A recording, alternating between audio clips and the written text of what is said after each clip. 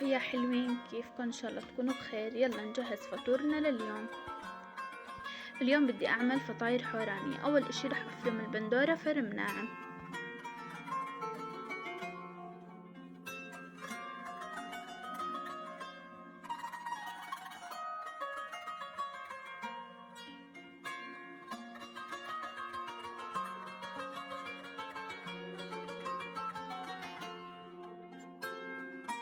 بس اخلص فرم الكمية اللي بحتاجها رح اعصرها كثير منيح واطلع منها المي الموجودة بالبندورة.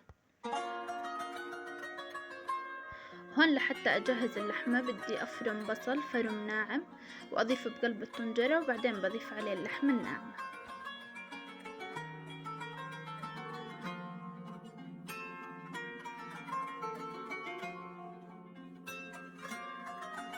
هون بعد ما استوت البصلة واللحمة عندي رح اضيف عليها زيت الزيتون، وانزل عليها البندورة اللي فرمتها فرم ناعم، واضيف عليهم البهارات.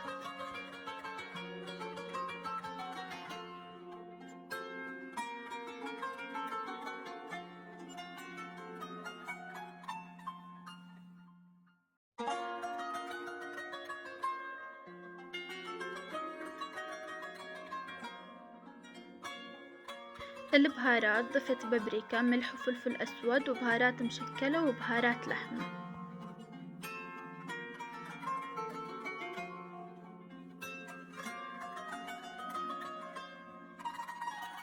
وهون عملت الخلطة الثانية. رح احتاج قرن فلفل اخضر، رح افرمه فرم ناعم واضيفه على الخلطة.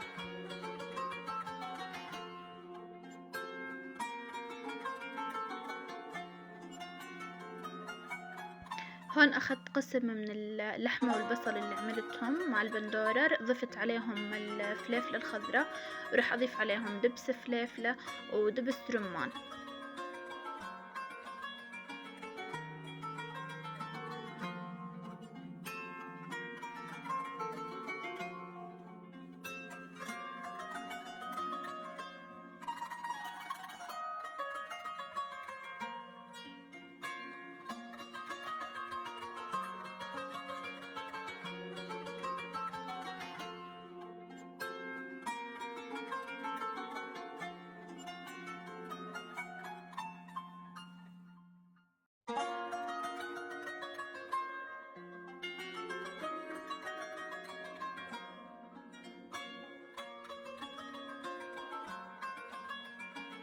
اما هون فرح اجهز للسبانخ.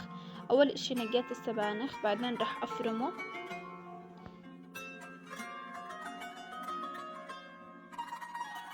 بعد ما اخلص فرم الكمية كلها رح انقعها بالمي والملح، وبعدين اصفي عنها المي واغسلها كثير منيح، وابلش هون رح ارش رشة ملح على السبانخ وادعكهم لحتى تذبل حبة السبانخ.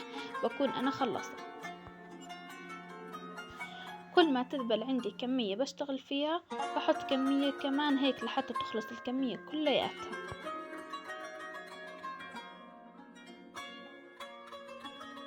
هسا بعد ما خلصت الكمية كلها وصارت جاهزة رح احط عليها سماق وملح وفلفل اسود وعصير ليمون.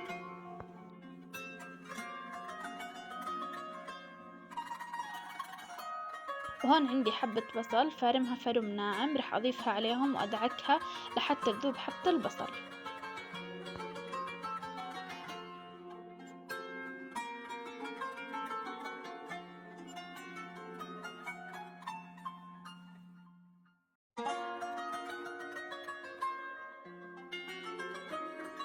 هسا بعد ما خلصت رح اعصره كثير منيح لحتى يطلع منه المي، وبس اخلص رح احطهم بعلبة واضيف عليهم عصير الليمون.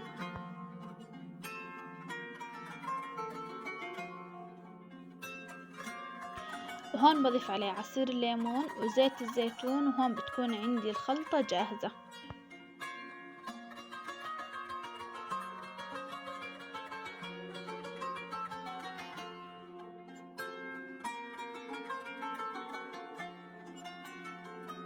هسا للعجين عندي طحين نخلته وضفت عليه زرف خميرة، وراح اضيف عليه شوية ملح واعجنه بالمي.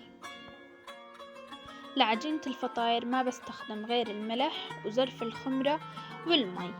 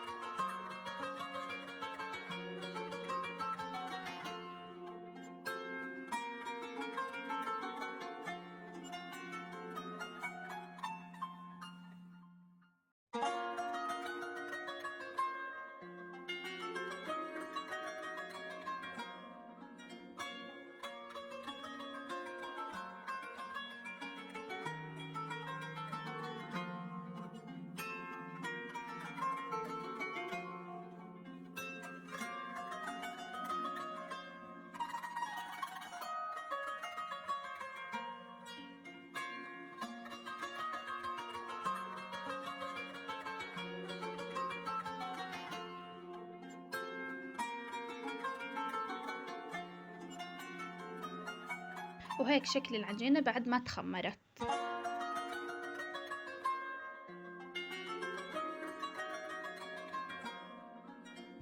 هسا بقرصها وبترك القراصات يرتاحن 5 دقايق وببلش اشتغل فيهن. بحط على ايدي وعلى العجينة زيت نباتي وببلش امدها بهاي الطريقة.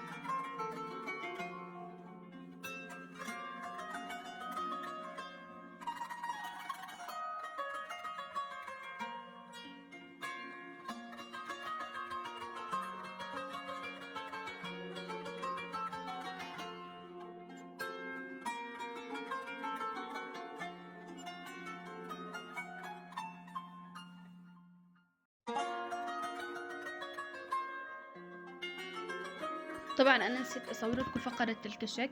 بتجيبوا الكشك بتنقعوه بمي ساخنة وبعدين بتضيفوه على الحشوة اللي بدكم اياها. وهيك بتكون سفرتنا لليوم. بتمنى تكون عجبتكم وما تنسوني من اللايك والاشتراك. سلام.